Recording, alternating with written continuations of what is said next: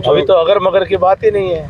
पहले भी हमने 10 के 10 कमल के फूल पे चुनाव लड़े हैं, 10 के 10 कमल के फूल हरियाणा में खिले हैं, 10 के 10 कमल के फूल फिर खिलेंगे। तो हार को नहीं पचा पाना ये उन लोगों की फितरत होती है जो हमेशा अहंकार में रहते हैं।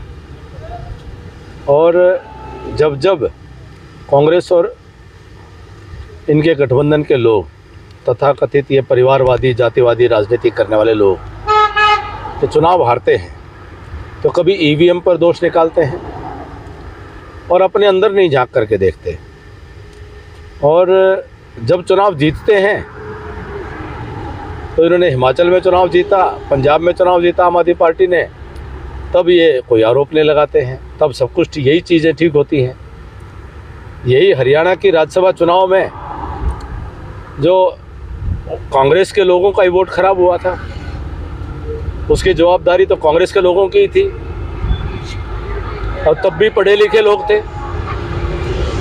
तो आज अगर उनके अपने वोटों में कोई कमी है, उनकी ट्रेनिंग में कमी है, तो इसका जवाब उनको अपने अंदर से लेना चाहिए। जिन लोगों के वोट खारिज हुए हैं उनसे पूछना चाहिए, और जिनके वोट खारिज हुए हैं वो तो अभी तक कुछ नहीं कर रहे हैं, आरोप कौन लगा रहे हैं। तो उनको अपने अंदर झांकना चाहिए। सर, लोकतंत्र की जीत हुई है। कांग्रेस नेता कुमारी सैलजा कह रही है कि भाजपा के अंदर गुटबाजी है और निरंतर गुटबाजी चलती रहती है, उनका भी बयान है। जिसकी जैसी अंदर की सृष्टि है उसकी वैसी दृष्टि होगी। कांग्रेस के लोगों की ऐसी ही अंदर की उनकी सृष्टि है। जिस कांग्रेस के लोगों की जैसी नज़र है उनको वैसे ही नज़ारा दिखता है। कांग्रेस द्वारा सर प्रदेश में जन संदेश यात्रा निकाली जा रही है और आज जींद के अंदर ही पहुंच रही है जन संदेश यात्रा, उसको लेकर क्या कुछ कहना चाहिए? कांग्रेस पार्टी है कहाँ? न तो हरियाणा में पार्टी है, न पार्टी का कोई संगठन है।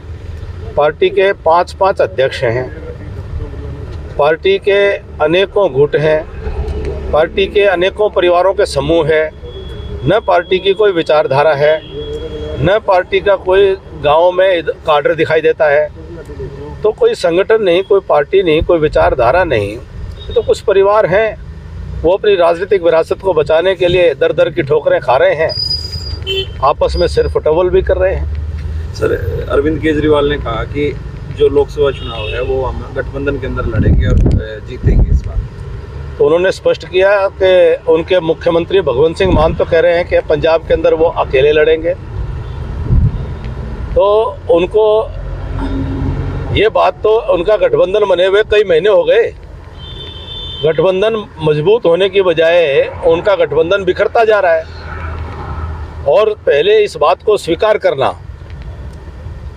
कि वो अकेले जीत नहीं सकते हैं, उनकी ये अपने आप में स्वीकारोक्ति है कि अकेले अपने दम पर वो नहीं जीत सकते हैं। वो खुद कह रहे हैं, उनके जो पार्टी के स्टेट कोऑर्डिनेटर हैं वो कह रहे हैं बीजेपी का 10 की 10 सीटें जीतेगी अगर गठबंधन नहीं हुआ। तो उनको स्पष्ट ही नहीं है पंजाब में क्या करेंगे, दिल्ली में क्या करेंगे, हरियाणा में क्या करेंगे, और वो मिलकर के भी आ जाएं। ये 1 और 1 2 भी नहीं हो सकते, 1 और 1 ये 1/1 भी नहीं हो सकते। ये तो ऐसा गणित है इनका, तो 1 और 1 मिलके भी 0 होंगे। बदलाव रैली का आयोजन किया गया था आम आदमी पार्टी द्वारा, तो उसने कहा कि अरविंद केजरीवाल ने कि 5 मांगे हैं मेरी, मैं राजनीति छोड़ दूंगा, शिक्षा, स्वास्थ्य और युवाओं को रोजगार दे सरकार, और जो 15-15 लाख का वायदा किया था सरकार ने वो अभी तक पूरा नहीं कर पाई भाजपा सरकार से। वो जो पंजाब में उन्होंने वायदे करके सरकार बनाई है उस पर जवाब दें। अरविंद केजरीवाल जी जो बदलाव की रैली कर रहे हैं, बदलाव उनकी पार्टी में हो रहा है। चौधरी निर्मल सिंह छोड़ के चले गए, अशोक तंवर जी छोड़ के चले गए, तो इस रैली से और ज़्यादा बिखराव होगा।